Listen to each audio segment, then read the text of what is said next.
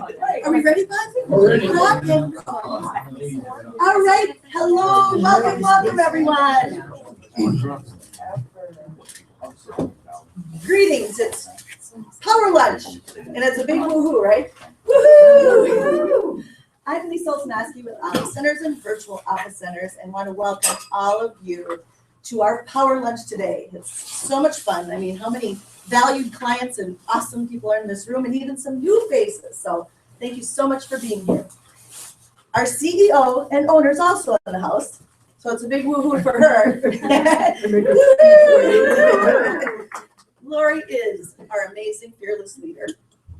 She is all about, as most of you know, many of you know, she's all about building community, our B2B directory, our networking events, all of the things she brings to the table for all of our clients is just an over-the-top experience. We're all about raising the fun factor for our clients too, aren't we, Lauren?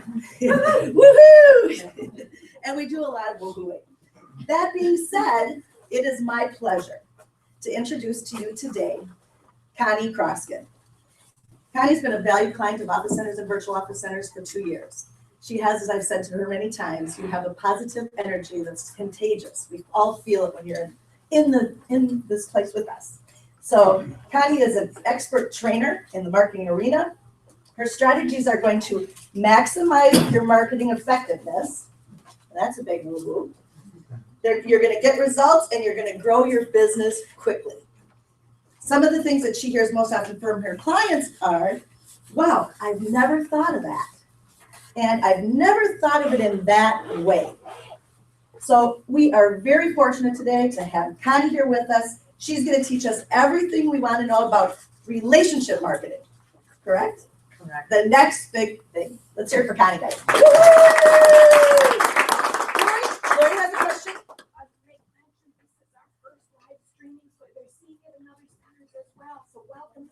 Okay, exactly. Thank you very much. Welcome to everybody. This is our first live streaming of our PowerLunch. Connie? I'm the guinea pig. I know. Yay. It's all good. So welcome to everyone that's with us today. Virtually and in person. Exactly. Thank you. And thank you. And thank you, Virtual Office Centers, for such a great opportunity.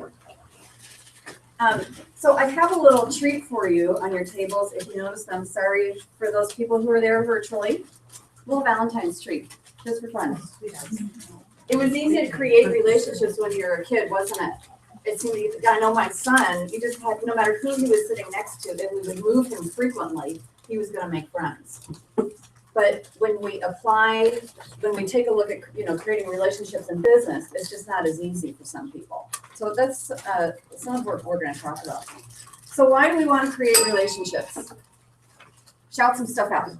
This is audience participation. Why do you want to create relationships? Aside from friendships. Personal growth. Creating business, money, Collaboration. personal growth, collaboration, Better ideas. Get out of your own head, right? Trusted resources. Trusted resources. As luck would have it, this morning while I was eating breakfast, I came across this amazing quote. So listen to this. A key player, we're talking about connecting here, a key player is oxytocin. You may already know that oxytocin gets released at intimate moments during sex, say, or while a mother breastfeeds a baby. But studies imply it's also pivotal during other moments of connection, whether with people we know or with strangers. At the University of Zurich, for instance, test subjects were given real money to invest. Those who had inhaled an oxytocin spray beforehand rather than a placebo were much more likely to entrust a fellow participant with all their cash. Oxytocin helps us detect signs of genuine goodwill and respond with our own. It soothes us and helps us let down our guard. I mean, how amazing is that? Strangers invested more with people they felt connected to. And I think this is, a big reason why developing relationships is so important in any scenario, but especially in business. So who's unsure how? What are the problems that you see with developing those kinds of desirable business relationships? Again, we're going to shout some stuff out. What are some of the problems? For me, I don't like to be a pest. What else? sorry, Takes time. takes time. It's What hit else? and miss. It's hit or miss. You don't know. You don't know. You're not sure what to say. I come across a lot of people who just aren't sure what to say. Aren't sure how to navigate it. Fear, right? So we're going to talk about how and why and some tools that I've created to make it easy. And you'll see one of the tools on the sign-up sheet there too. We'll talk about that a little bit more. For the people who are watching us virtually, I've developed some LinkedIn scripts that can make this easier. And I'll talk about that a little bit later on. So I'm Connie Kroskin. I'm going to tell you a little bit more about what I do. I've loved art since I picked up my first crayon. So I went to art school. I studied fine art and commercial art and followed the commercial art career path. I spent most of my career as an art director or creative director in different agencies and businesses around town. I worked on some worldwide global brands, a software company, Walters Kluwer. Worked on Nordic Track in their big day. I was written up for work I did on Campbell Soup, raised potato chips, also the smallest little micro solopreneurs. And if it's one thing, regardless of how big or small your business is, that's going to get your business to work as hard for you as it possibly can, it's to be as strategic as possible. And I'm constantly bringing people back to strategy. What are your goals for this piece? Is there an ROI, or how long is it going to take for an ROI on this? So strategy is very important. There are basically 3 phases of marketing that any marketer would likely agree with. The first phase is alignment. That's getting your brand aligned with your target market so it gets on their radar and they see you as a peer. How important is that in developing a relationship? You look like somebody I want to be a friend with or have a business relationship with. That includes your brand aesthetics, your brand strategy, your brand persona. It can include your personal branding. There's a lot involved with branding beyond just your logo. The second phase is attracting, and that's all of the communications that are going to attract your prospects and your growth partners. It's your brochures, it's your website, it's your networking. Anything that you're doing that's prospect facing is part of the attracting phase. And then the prospering phase is maintaining those relationships. How do you keep the relationship going? How do you stay involved with your existing customers? How do you keep them engaged and keep that relationship going? And so I'm sure you can see how relationships are important in all 3 of those phases, right? So I'm gonna give you an example. I had a client, he's a well-known natural healer, well-known in the area, actually and internationally. And he contacted me because he was not getting enough business. Like, I want more business. I want to be this busy and I'm not, and I'm paying for, a lot of overhead for office space, receptionist, all this other stuff. So we started with that alignment phase and rebranded his logo so that it reflected his target market a little bit better. We created a brochure that explained his services a little bit better in a benefit-oriented way, and we're going to talk at length about being benefit-oriented because that's critical. And then he held an open house. Guess what the results were? He doubled his business, most of it with his existing customers. So why did that work? Why did just even those 3 little things work? Because he brought everything to them on their terms. Relationship marketing, for the most part, is assuming 100% responsibility for keeping a relationship going. So think what that would mean in a personal relationship with a friend or a family member. If you were to assume 100% responsibility, that's what you're doing in relationship marketing. It's all up to you. But you've got to do it the right way too, because nobody likes a pest, right? So one of the ways that I do this is with what I call a hot list. My hot list has an average of 25 people. I scrub the list every regularly, let's say. My hot list includes some of my past excellent customers. It includes hot prospects that are in my sales funnel. We know each other. and it includes referral partners. And I'm going to tell you too, it includes 1 or 2 people in there for purely political reasons. Because there are some sensitive relationships, because they may know some of the right people, but maybe we had a little bit of difficulty. I want to keep that relationship as soft and as good as I possibly can. So I'm going to nurture the relationship. I'm not going to ignore it and hope it goes away, right? So one of the things that I do with this hot list is send them something. I will send them something, or they will hear from me at least every 4 to 6 weeks through a number of different communications. But my hot list gets extra special attention. My referral partners, maybe I'll take one out to lunch, my treat. A good client, I'm happy to take out to lunch. I send them something. I send them something that is not at all about selling. It's not at all about me. I actually send them a postcard on some of my branded, I hate to say it letterhead, but it's got my branding on there. And it's just a nice, happy, feel good, checking in with you message. And then I tape a little bag of tea to it. And my messaging there is kind of like, I would love to meet with you more regularly for tea, but since I can't, here, have a cup of tea on me.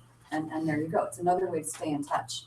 How easy is it to have this done? You know, I make sure I have enough stamps. I do it in a bright colored envelope so they notice it. And the feedback I get from this is great. It's a way to stay in front of them too. So when they are thinking about marketing or thinking about referrals, hopefully they're going to think of me. So let's talk about some other ways that you can stay in touch with your hot list. Anybody have any suggestions? Let's help each other out here. Let's create a list. You can send birthday cards. Phone calls. Phone calls. What else? I'm doing a potluck next month, getting all the people together and just getting together that way. What a great idea. Events are fantastic, especially if you have new products or services. What a great way to show off your new things. Just remember that it's an extremely soft sell. You're not doing it to sell anything. You're doing it to maintain the relationship. Letting them know about great resources that would be helpful to them, or just kind of off the board, just providing a testimony. Like, I was just thinking about you and the great experience I had, and then a testimonial to them, for them, helps them, and then you're top of mind about what you offer as well. Yes, that's excellent. I'm glad you brought that up because you just fed right into my next topic. There's no one here. Cap those so that the others in the other centers can hear. Sure. What Teresa just said was she'll write a testimonial or endorse them in some way and help promote their business, which makes it completely not about you. Very generous thing to do. Let's talk about endorsing. We're going to shift gears over to social media. Who's with me here was feeling a little bit annoyed when people I don't even know are endorsing me? Fess up. Seeing some hands here. Like, how do you even know me? I talked to you for 5 minutes at a networking event and you're endorsing me? We never worked together. How can this be? Think about it this way though. Let's say you're in line at a coffee shop, okay? And I'm standing behind you and I compliment you on your shoes. Are you just going to stand there ignoring me? Isn't that what you're doing by not responding on LinkedIn when somebody endorses you? Same kind of thing, right? Or are you going to turn around and tell me about all your other awesome shoes? Which I see a lot of people doing in their messaging and in their business communications. Too much all about you. What do I care about all your other shoes? I like this one. You know, that wasn't the point of the thing. So that's something we really want to be careful of. There was also about, you also get that email from LinkedIn, these people viewed your profile. And some of these people I never even heard of before. Where did these people come from? What do you want? When you were looking at my profile, why didn't you connect? Or what were you hoping to see and maybe you didn't? So here's what I found out. I thought, all right, I'm gonna shift my thinking on this, and I'm gonna be a bit more strategic about this. And I'm gonna talk to these people. And I'm going to do it in a way that's benefit oriented to them. I'm going to turn it around. Instead of, what do you want? Why are you doing this? Here's what I do, blah, blah, blah, all of my credentials. It's like, hi, thanks for checking me out. How can I help you? And you would not believe the responses I've gotten. I've gotten new clients. One of them referred me to somebody else. We have a one-to-one. I've had a number of one-to-ones. And guess what else I got? Thanks to Stacy, she's here right now. And she's not the only one. There's another fellow marketers following me to learn from me by example. How cool is that? Why wouldn't I want to connect with them? So you really don't want to ignore this. These are such great opportunities. So many people want their social media to work for them, but don't want to have to do a lot of work for it. Sounds silly, but I'm right there with you. Who's got all that time to invest in it? I saw a study that said, let me see if I can get this right, of the major international like supermarket brands, they had to put at least 6 hours a week into their social media in order to see an ROI on it. Who's got, as an entrepreneur, small business owner, who's got that much time? Who can hire that much of it out? We can't. So why not maximize the stuff that's already coming to you? Whenever I get an email from LinkedIn, so this is why I developed those scripts. It can be tiresome, like, what do I say to this one? What do I say to that one? So what I did was I wrote these scripts for myself, and then I emailed them to myself in the body of the email. So now as soon as I get a LinkedIn something, whatever, one of these prompts, I scroll down to my email, copy, paste, reply. So easy, it takes a second. There's no way you can complain to me about how much time that takes. Right? There's places to easily customize it, to say something nice, whatever. But the key here is to keep it benefit oriented. It's so tempting to say, did you know I also do this? Or it's tempting to say, you know, I have a new product coming out, or I have an event coming up. It's so tempting, but don't do it. That's not what it's about. Okay, go back to kindergarten. You're just making friends. People are going to be more likely to talk to each other and possibly buy through when it's just friends. Thanks to the gentleman here from my mastermind group. A number of you guys are here. One of them in our group, Adrian, he works for Comcast. He had a call with somebody, and I think they met in person actually, and he said something like they talked for like an hour, and maybe not even 5 minutes of it was about business. And this client signed on with him because it was about the relationship, because it wasn't me, selling, you know, trying to identify your needs, trying to like, I have to close the sale and I've got to do this and I've got to do the ask and all this. That was completely off the table. It's not about that. So it definitely works. Let me see where I'm at here. So feature versus benefit oriented messaging. I really want to spend a little bit of time on this because it's one of the most critical things that you can do to help your marketing work as hard for you as it possibly can, wherever you are, whatever you're doing. If it's, you know, an elevator speech, if it's, you know, hi, how are you, on social media, wherever it is, if it's on your website, your business card, you really, the most critical thing is to be benefit oriented versus feature oriented. I'm going to give you an example. I'm going to give you a couple examples of that. I'll give you my example for myself. The feature oriented way for me to say this is I have over 25 years experience. That's a feature. Yeah, there's benefits to you in it, you know, whatever, but you're just going to gloss right past that. The benefit oriented way to say it is you're going to have over 25 years of hands-on ad agency experience working for you. So I put it in your terms using the word you. I never said I or me, and I actually got to say a little bit more. But you understand what you're getting out of that 25 years experience. So it's one of the most difficult things to teach people to do. And I know it's tough to get out of your own head. It's tough to be objective about your own business. One of the things that I see people do, so please don't, okay, is to say, you're gonna benefit by, don't do that. Don't use the word benefit. Turn it into what this could possibly mean for somebody else.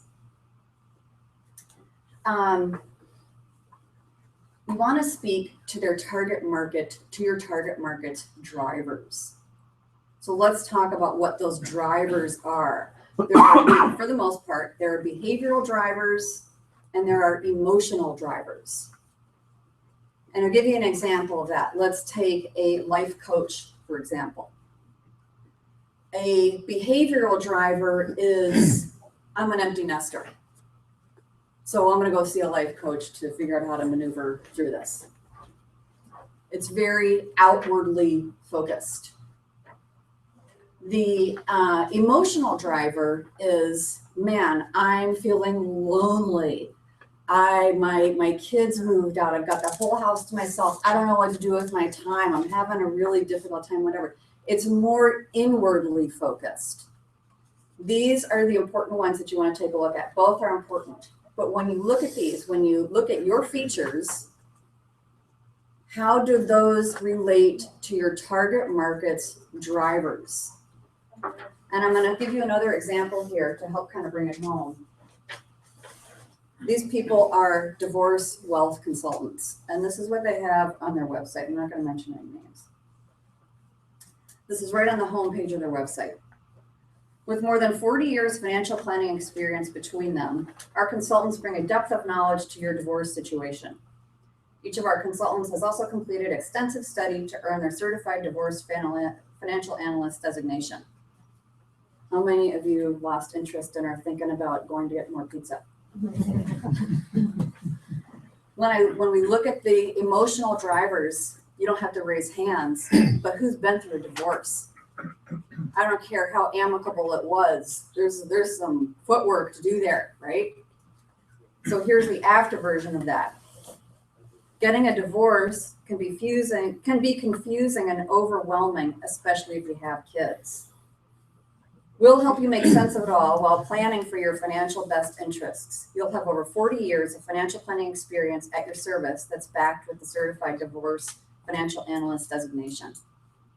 Right up front here, we're speaking to one of those drivers. We know it's confusing and overwhelming. It's hard, right? We're going to help you. We're here to help. We spoke to a handful of drivers in that paragraph. That's what you want to do in your messaging. Overall, everywhere, everything that you do should be benefit-oriented, speaking to those drivers. Forget about you. Stop talking about you and talk about them and how you're going to help them. Remember, you're assuming 100% responsibility for the relationship, right? When you look at those friends and whoever, what do those friends really want from you? Let's go back to the coffee shop and I'm in line behind you. What is it that I really want by complimenting you on your shoes? Did I want to know about all your other awesome shoes by complimenting you? No. Did I want your shoes? Maybe. No. I wanted to be acknowledged. At the very least, you want to be acknowledged. Thanks. Thanks for endorsing me. Thanks for reaching out. Thanks for checking out my profile. Thanks for coming to this event today, right? This is going to help build relationships. Don't your kids want that? Don't your friends want that? Everybody wants to be acknowledged. Let's see. Okay, let's talk about some other ways to maintain relationships. I'm taking a poll on email responders. I'm sorry if you're doing this in the audience, but it's time to face the truth. Who likes getting those autoresponders? An autoresponder is you signed up to get on somebody's newsletter list, and now you are inundated with emails. You get like maybe 5 within the first 3 days. Who likes that? Raise your hand. I FYI. do if I'm buying something. If I know I'm signing up for somebody that is an internet marketer or selling their content or a thought leader, then I don't like it, but at least know they may be the type that is going to send me 5 emails in the first 2 weeks. Okay, so we have one person here who likes it. Well, because I But sign up you're for right, it because you're I right. like their stuff. Because she signed up and she likes the stuff and she's interested in the content. Valid point, absolutely. Let's take your other emails now. You've gotten past the autoresponders. Who likes to get an email from the same company every day? Oh, I hate that. Who likes it? Nobody. I can't stand it. What do you think your target markets want? How often do you think they want to hear from you? Everybody complains about too many emails. And granted, it's your own fault if you're getting too many emails. You know where the opt-out button is, right? You can junk mail them, although that's kind of mean because that scores against them. But figure out what your target market wants for your type of service. If you're my mortgage banker, is that something I need to hear about every day, every week, every other week, maybe once a month? How often do I need to hear from somebody like that? But also, you know your business goals and don't completely fall off the radar. So maybe every quarter is good for a mortgage banker, or once a month, depending on who your clientele is and who's on your list. So thanks for validating that nobody likes that many emails, and you'd be surprised how many people do this. How many people are sending too many? I keep my list. What I do, I keep a list of people that I need to send something to. On this list, I have this person's going to go on my hot list, or something happened and I can take this person off my hot list. I don't have current clients on my hot list, by the way, because I'm already seeing them. We're already interacting. I keep a running list of who I need to send a thank you card to. Thanks for the referral. Thanks for the shout out. Thanks for having me host do the PowerLunch content today. I'll keep a list of the thank yous, and I make sure to send those, every 2 or 3 weeks. But I'm about the time thing too. I'm not going to sit down and do this every day. So how do we make it more manageable? I'm looking into some CRM solutions. I know there's some really great ones. There's NetSuite for bigger businesses. It makes good sense for them, like Salesforce. There's for entrepreneurs, there's a good CRM tool called Insightly that will connect with your Google accounts and your Google Calendar, your Gmail and Google Calendar. Who else? What else is people doing to stay in front of your clients? Or tools that make it easy? Who's got some tools that make it easy?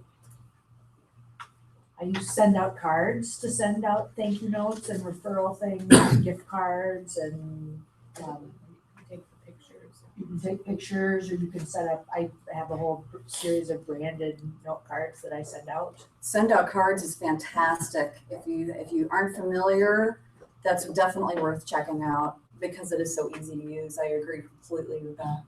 Who else? Who has ways to easily manage that kind of thing, staying in touch? Basically just getting it on your calendar so you actually do it. Yeah, that's what I do too. I have recurring appointments on my calendar. I have a recurring appointment to write my blog article, to post my blog article. I actually have a new tool coming out next after these scripts. The next thing I'm working on is a marketing calendar with CRM built into it. So if you do events, here's your marketing calendar for that. There's also social media, your general everyday social media is baked into that, and your CRM, your client or customer relationship management, all baked into one calendar. That's how I use Gmail, and I use all the different color-coded calendars and everything. So every day I can ignore it or not, but at least it's there and it's manageable. And I'll bulk as much of it as I can on one day. So maybe I block off, or Friday mornings, sorry, no appointments. That's when I need to work on my business. Connie, could you speak to the point even about how strategic it would be to be joining groups and making sure that you're hanging out in the right places? And just being a part of virtual office centers and having community to bounce things off of when you're working at home, and how critical that component can be and how impactful it is to people's businesses. I would love to. We have Lisa with Virtual Office Centers, who is looking fabulous, by the way, if you haven't seen her. Lori, I'm sorry. Lisa's standing back there. Lisa looks great too. There you go. We also have Teresa Thomas here, the Director of Women in Networking. If you haven't met her, she's definitely worth talking to and meeting. networking is such a big, important part of maintaining relationships. And I'm going to tell you about when I first joined WIN. And I know a lot of people think I'm an extrovert and I'm outgoing and whatever, and I know how to communicate and all this other stuff, but I don't care how much you know all that stuff and have that down. It's intimidating to walk into a room where you don't know anybody, right?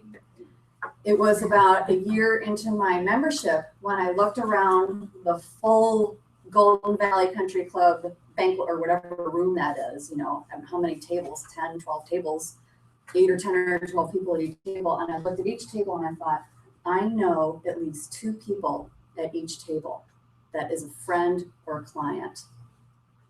And the thing that I like to tell people about networking, and the virtual office center is fantastic for this too. And what a great way to be able to do this is go to people you know. Don't worry so much about, I've talked to you for 2 minutes, we exchanged business cards, and I go down to the next person. Don't sweat that. Forget that right now. Stop doing that, okay? Go to the people you know. Let's chat. Let's chat about your shoes some more. You know, whatever it is, and continue the relationship. You're not only going to make friends, they're going to get to know you better. And even if they don't need you, they may know somebody who does. I want to mention too, going back to social media, when people reach out to connect with me, I don't know them. They found me online, whatever. Do you or do you not accept a connection? I get this question a lot. And what I do is take a look at their profile and decide if they're a target market or not. If they're not one of my target markets, who do they know? Do they know my target markets? Right now, it's entrepreneurs and small businesses. Do they know them? If they do, yeah, I'll absolutely accept the connection and thank them and maintain that relationship. So networking in person is so valuable. Virtual office centers, what a great way to, you know, get up and think out loud with somebody about something, or chit chat, or develop relationships. Absolutely. Check out networking groups and just keep going. Just, you know, for me, I would just suck it up. I met that person last time. I'm gonna go talk to that person again. And then you meet other people that they're talking to. And you sit down in a group and you talk and you meet more and more people. And I don't talk about me. The easiest way, here's for the introverts in the room, because I think of myself as an introvert. One of the things that I learned is the thing that got me through that to the point where I can stand up in front of a room and talk to people is to ask people questions. Answer briefly and then ask. And I would think up maybe 2 or 3 or 4 questions in my head ahead of time, or that I can always ask, and then just get it off me, get the attention off me, and talk about you. And people love to talk about themselves when somebody who seems interested asks, right? So, all right, we've covered a lot there, and we're getting shorter on time than we have here. So let's connect. So let me talk a little bit about the form I have here. People who are watching virtually, I'm in the B2B directory, so you can find me there, Connie Kroskin. Woohoo! Woohoo! Woohoo! Woohoo for the B2B directory, right? And the networking events. My email newsletter, I have it on my calendar to send one every month. Realistically, it's maybe every other month, so you're not going to hear from me too much. I loaded up with a lot of DIY stuff because I know there are a lot of do-it-yourselfers out there. A complimentary 30-minute strategy session. Use this however you want, focus on whatever you want, pick my brain. I'm happy to help. After a whole career, my whole career has been doing this in marketing and advertising. I know a ton and I would love to help, seriously. So please take advantage of this 30 minutes. But I'm not going to feel satisfied unless I've given you some actionable items that you can do and some suggestions. If you know you need help with your marketing, check that third box. I would love to talk to you. We can be a bit more strategic. Or check out, or you're interested in the LinkedIn scripts. This includes 5 scripts for 5 different LinkedIn scenarios, plus a bonus script that you can send to your existing LinkedIn prospects. If you, and you should know who they are. If you don't know who your LinkedIn of all of your connections, if you don't know who they are, that's a whole other session. But there is a way to tag all of your contacts into different categories. So there's a way to just click on that group of prospects and you send them this customizable email. This is kind of a staying in touch, hey, how you doing kind of thing. So at Filter Forum, I would love to develop a relationship with each of you. It feels funny saying it to a broad room, but let's see what questions you have. We have 15 minutes, or you want to wrap up early, or what? What time do you have to be here? Yep, 15 minutes. 15 minutes. Okay, questions. I have one from Union Plaza. Okay. What would you say is the number one thing that you make sure to do either daily or weekly to become better at marketing, or to make sure that you feel like you're hitting your marketing goals for that time? That's our first question. That's from outside the room. That's our M&Ms over here. From Union Plaza. Thanks for the question. What do I do daily? I do LinkedIn daily. I want to explain a little bit more about LinkedIn. I'm glad this question was brought up. The environment that LinkedIn is right now, for the most part, is what's called content marketing. Content marketing got started because people learned that fresh content on their website increased their Google ranking. Fresh content means blog articles. They figured out the blog has to be about 300 words. Okay, they figured these things out. So everybody's out there pushing their content, and then ideally a relationship or a conversation evolves from that content, and then you can develop the relationship from there. The thing that I see on LinkedIn, though, for the most part, and I belong to a variety of groups. I'm also an artist. There's some art groups. There are some, there's a natural healing group. There's other varied interests. But for the most part, in all of these different types of groups, what I'm seeing is just a content push. And there's not many people responding. Those relationships just aren't happening. But you still kind of have to be there. It's another LinkedIn strategy to take it to that level, because I've gotten some really outstanding opportunities just from commenting on somebody else's post. And it is a great place to find some information. I do like to stay up on best practices with marketing. I like to throw my hat in and offer some advice when I can, and that kind of thing. LinkedIn is my everyday. Thank you. Any other questions? Yes. This is kind of a reality check to see if I'm a jerk or not. I get pinged by people pushing their stuff on weekends and evenings, business stuff. People that have met at office centers, for example. Does anybody else think that's out of line? Because it hits the phone, it hits the iPad, because it's a business email. I think, well, I'll respond, but I'm thinking, why can't you send this during business hours? You want to know why they're doing that? I'd like to know.